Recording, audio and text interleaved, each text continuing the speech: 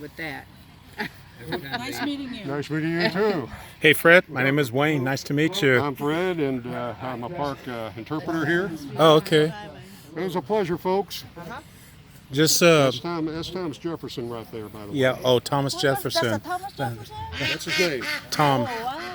Thomas Jefferson. He's pretty calm right now because if he was upset, Yeah. Mad, huh? his entire head would turn blood red. Ooh. And they had to change his name from something else? So that is a replica of Daniel's house. David. Crockett, David, that this is. cabin over here. That's Yeah. not the original. That's No, just- it's not the original. We don't know where the original actually stood. Yeah. Although David does provide us with a mighty good clue. Yeah. He writes that the family lived at the mouth of Limestone Creek, where it runs into the Nullichucky, which is right down here at the landing. Okay. How far is the landing here? Right over here. I mean, you could I probably. want to see that before it gets dark. So Well, we're flying back to Texas to early tomorrow morning. Texas, huh? And we just got here. So If I you want walk- to. If you walk over to the edge of the.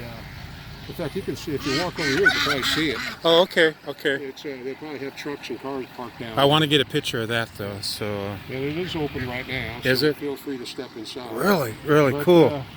They said the family lived at the mouth of Limestone Creek in the Nullichucky, which is at the landing. They would have built up here out of the floodplain. Yeah. because this is Very likely they would have built a larger cabin later on, but the original cabin is very small, Boy, I guess just so. to get the family out of the weather. Yeah, exactly. Protection and weather and everything. huh? David wasn't quite 8 years old when they moved away from here, Okay. but he was one of 9 children. Oh, one of 9 children. One of 9. Okay. Yeah. And, but he does recall his boyhood here very fondly. Wow. This is where his story begins, right here. Well, we've been at the Alamo, so we heard all about that. And he was killed in 1836. Right. Yeah, and is it May 6 or something? March 6th. March 6. Yeah. So I remember that. So that was really something. I didn't realize that there were survivors from the Alamo. There were. We thought everybody was slaughtered and wiped out, but apparently a few surrendered or whatever. Well, I have my own theories about it. Yeah. One of them is that based on everything I've studied about the Alamo, Yeah. I've been to the Alamo, I've researched down there. I said, there's a lot of stuff here that just doesn't make sense to me. Yeah. They didn't say the truth? And what's that? They did not tell the truth? No, it's not that they didn't tell the truth, that a lot of myth has grown up around it. yeah. And a lot of it just doesn't make sense. Right, And One of the things that didn't make sense to me was that after everybody was killed, Santa Anna ordered the bodies burned. Oh, wow. Yeah. Now, where the pyres were, where they burned the bodies, was probably about 500 to 800 yards away from the Alamo in an area called the Alameda. Yeah.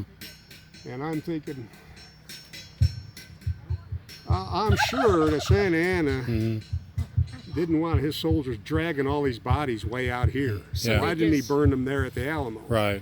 So my theory is that most of the defenders died outside the walls trying to escape. Oh, okay. So, and they died up there where they burned them. Right. So Wow. that's just my theory. Yeah. That makes sense. But Well, let's go get they a had quick quite a story. picture. And Yeah. again, this is where that story begins, right Wow, here. right here. Absolutely.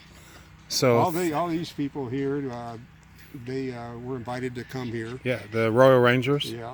Yeah. What are they doing tonight? Well, they're doing replica of the pioneers, right? Yeah, more or The way less. they It's lived called a and. rendezvous. Yeah. Are they going to start fighting too, or no? There's no fighting. I mean, No. Unless there's This too is much the- of that creature being drunk. There oh, might be. No, that's fun. It's showing No, how they it looks lived like during they're gonna this have year. Some entertainment. Yeah, It's going to yeah. be going on all weekend. So. Cool. Yeah, I wish we could stay, but we're moving here, so we'll be back. Congratulations. Hopefully in December we'll be back. So Whereabouts are you moving to? Greenville. Oh, okay. Which is Yeah. what, 10? This is 8 miles from where the house is that we're you're moving just down to. the street here. I used Yeah, to live on but the other side we've of never Greenville. been here until right now. So North side. Yeah, I lived on the river outside of Greenville. Oh, I live in okay. Chucky here. And Wow. Right now I live in Chucky. Do you? Okay, yeah. So well, that's awesome. Well, we'll probably see you again Yeah, sure. because you're Yeah. the one that takes care of this. You're the. Well, yeah, I'm usually here on weekends and such. Yeah, okay. I was, at the time I was here more often, I was a seasonal park ranger interpreter here. So you Oh. have to dress up like that.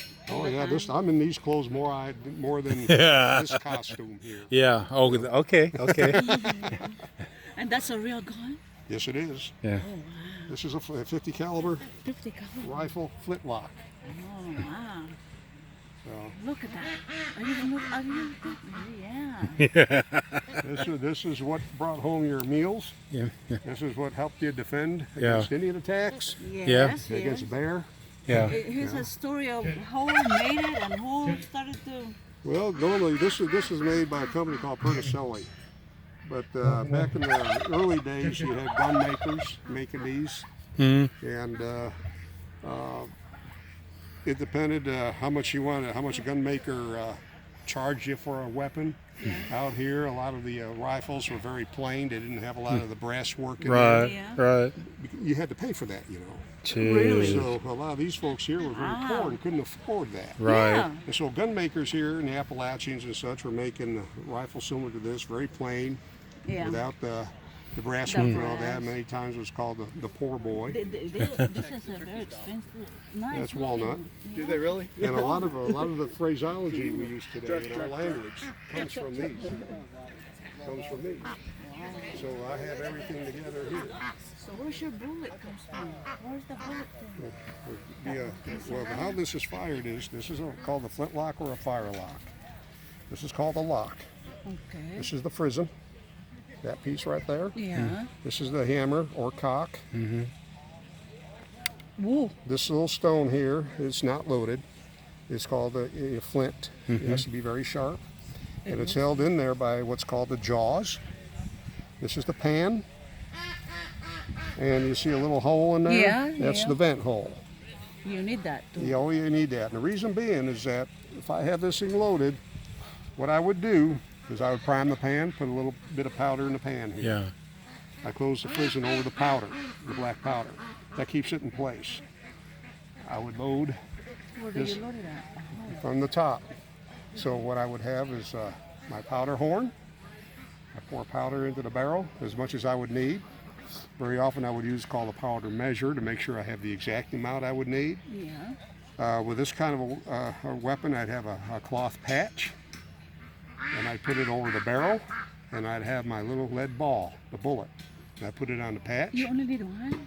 Only one, only fires one at a time. Oh. And then I take the ramrod out, Oh, look at that. Ooh. and what you have to do It's sticking. yeah, it makes you get that So it ball goes all the around. way down to the bottom. Oh my gosh, this is Okay. that. Oh, and then put it out and put it back in. Yep. And Now you're ready to shoot? I'd be ready to shoot. So what happens is, I got this right now, ready to shoot.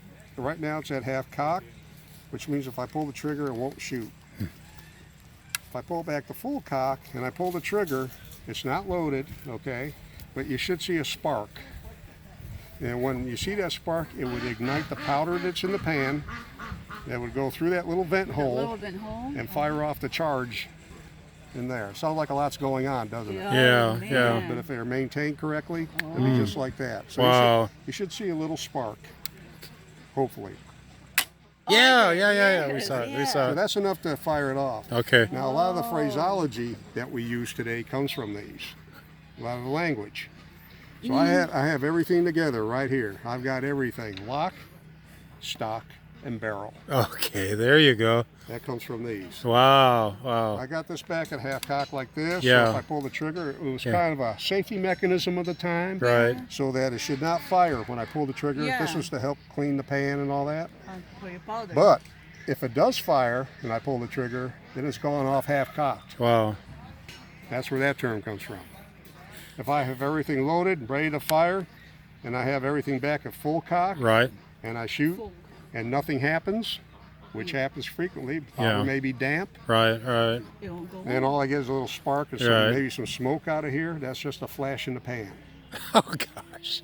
All the. Now we mold our own bullets, and they're made out of soft lead. And every once in a while, you'll get one that's not quite right, and that's your oddball. Oh, you need to But, screen your but we eyeballs. still use that, and it all comes from these. Really? Wow. Wow. That is so really you have neat. An axe, you got a knife. Yep. What else do you have? Well, basically, I would normally have, up on the pole over there would be a powder horn and a shooter bag, where I keep all the equipment that I would need to maintain the rifle. Yeah.